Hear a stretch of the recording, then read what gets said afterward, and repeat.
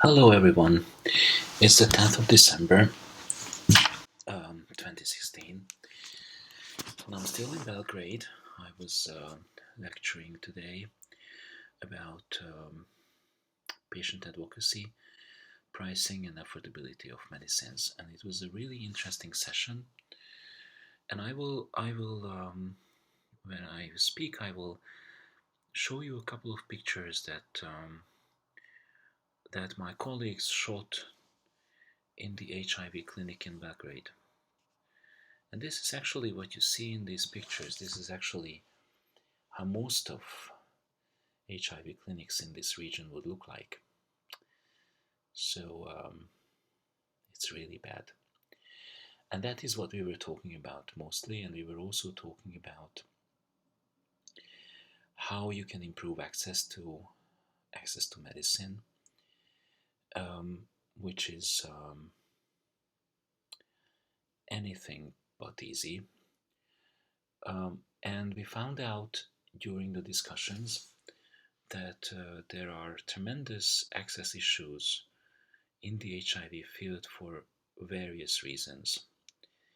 There are physical barriers to access, which means that people often live far away from the clinical centers or from the clinics where they could get treatment, and sometimes they just cannot take the time off from work or have fear from discrimination or stigma, so they will not go to the clinic, or simply the clinic is just too far away. Also, there are psychosocial barriers to access, which is such as stigma and discrimination. And also, there's the price, but it's not only the price, because sometimes we tend to focus on the price only, but it's not only about the price. There are other factors that will hinder patients from having access to treatment. Anyway, these trainings that are organized by AIDS Action Europe try to get some practical results. So it's not only about talking about the situation and complaining, and because we all know that the situation is really bad, especially in this forgotten region, in this completely forgotten, low prevalence, small countries, nobody cares.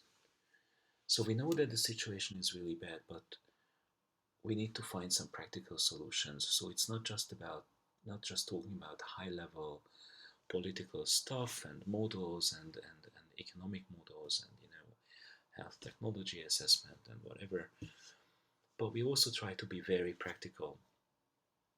And this is what we're going to do tomorrow. If and how you can find ways to make sure that there's more access, that patients can have access to medicine. So what can you do to make sure that there are generics more on the market, because generics are an excellent tool for making sure that there's more medicine available. Um, how you can how you can tackle corruption, because there's a lot of corruption in our systems. Officials are corrupt, doctors are corrupt, pharmaceutical companies are corrupt. Everyone bribes everyone, and it's a completely non-transparent. It's a horrible, horrible system. Um, So there's a lot of thought, there's a lot of thinking going on. And I know that HIV or hepatitis, viral hepatitis, are not the only fields where these are real problems, but this also appears in other disease areas, including cancer, most prominently cancer, but also other areas. So this is essentially what our work is concentrating on here. So in the end, we want to see a practical project coming out of this, even if it's hypothetical, even if it is not then actually implemented. In an optimal case it would be, but we want to see a practical project with a plan coming out the other end of this training, which is about making sure that there's better access to medicine for people who need it, people with HIV from all affected populations. So, and we will continue tomorrow. Stay safe and good night.